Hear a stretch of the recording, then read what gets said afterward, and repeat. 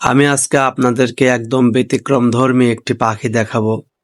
এই পাখিটির জীবনচক্র একদম অন্যান্য পাখির থেকে আলাদা।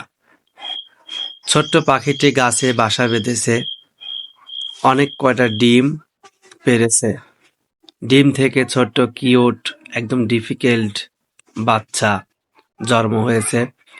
আসলে অন্যান্য পাখির থেকে এই পাখির জীবনচক্র একদমই সম্পূর্ণই আলাদা।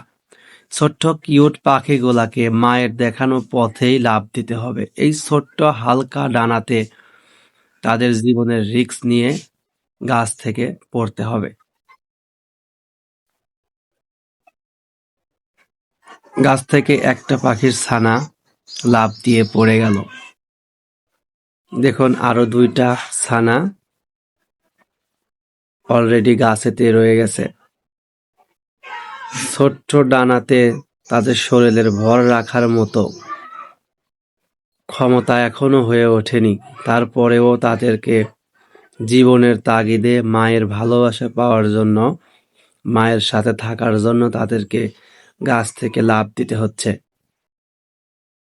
সর্বশেষ একটি ছোট্ট বাচ্চা রয়েছে। এই বাচ্চাটিকেও তাদের দেখানো পথেই লাফ দিতে হচ্ছে। Mission success. দেখুন বাচ্চাটি সফলভাবেই গাছ থেকে লাফ দিয়ে তার মায়ের সাথে যাওয়ার জন্য